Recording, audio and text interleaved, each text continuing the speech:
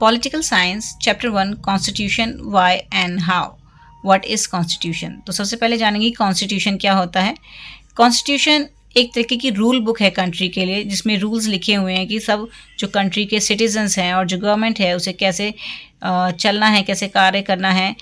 It lays out basic laws, उसमें basic laws बनाए गए हैं एंड कुछ प्रिंसिपल्स दिए गए हैं that the government and people must follow, जिसे जनता को और सरकार को फॉलो करना ज़रूरी है। तो जैसे हमारा डिसिप्लिन मेंटेन करने के लिए स्कूल में रूल्स होते हैं, वैसे ही कंट्री को मेंटेन करने के लिए हमारे पास कॉन्स्टिट्यूशन है। Why do we need a constitution? Constitution क्यों ज़रूरी है?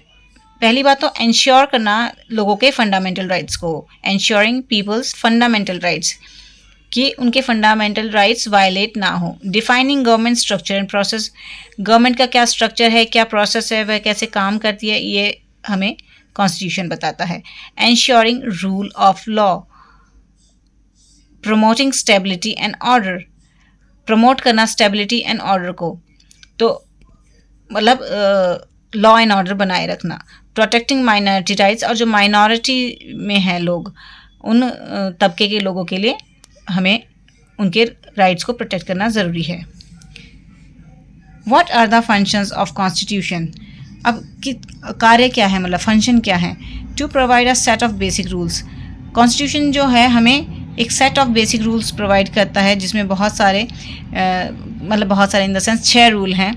तो good coordination among citizens of the country, main है कि सभी सिटीजन्स ऑफ द कंट्री जो हैं हमारे जो लोग हैं, जनता है, वो गुड कोऑर्डिनेशन बनाए रखें, यानी मिलजुल कर रहे और भेदभाव ना करे किसी भी आधार पर।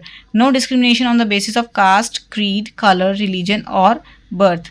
इस्टेब्लिशिंग फंडामेंटल राइट्स, यहाँ पे हमने 6 फंडामेंटल राइट लिखे हैं। तो हमारे फंडामेंटल राइट्स को वो एस्टेब्लिश करता है constitution. Right to equality, right to freedom, right against exploitation, right to freedom of religion, cultural and educational rights, right to constitutional remedies. तो राइट टू इक्वालिटी यानी सबको बराबर समझना ज़रूरी है। राइट टू फ्रीडम यानी सबको अपने आप को एक्सप्रेस करने की फ्रीडम है। राइट अगेंस्ट एक्सप्लॉयटेशन होता है किसी का शोषण नहीं करना है। Right to freedom of religion यानी आप जिस धर्म में विश्वास करते हैं उसको आप मान सकते हैं, उसको फॉलो कर सकते हैं। कल्चर एंड एजुकेशनल राइट्स, सबको अपना कल्चर फॉलो करने का अधिकार है और अपनी मनमर्जी की पढ़ाई वह कर सकता है। राइट टू कॉन्स्टिट्यूशनल रेमेडीज़ होता है कि अगर कहीं पे आप फंस जाते हैं तो आप डायरेक्ट हाई कोर्ट या सुप्रीम कोर्ट में अपील कर सकते हैं। थर्ड पॉइंट है to specify who has a power to make decisions in a society, कि हमारी सोसाइटी में किसके पास पावर है डिसीजन लेने की। फोर्थ है limiting the power of government. Constitution सिर्फ हमारे लिए ही रूल नहीं बनाता है, गवर्नमेंट के लिए भी रूल बनाता है और ये ध्यान रखता है कि पावर ऑफ गवर्नमेंट जो है वो लिमिटेड रहे, यानी वह अपनी मन मर्जी ना कर सकें।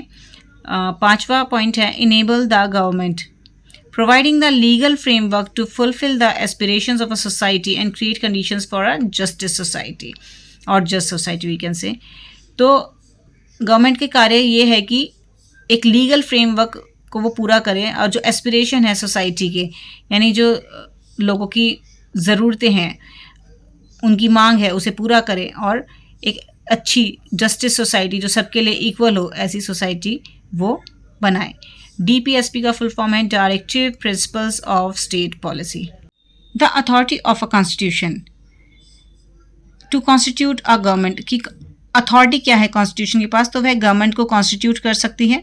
Define the powers of the organs of the government, एक ही ऑर्गन के पास कोई पावर नहीं है, तो पावर्स जो हैं वो बटी हुई हैं, इसीलिए गवर्नमेंट की पावर्स को वो डिस्क्राइब करती है। And protect the citizens rights, और हम जो सिटीजन्स हैं उनके राइट्स की वो रक्षा करती है।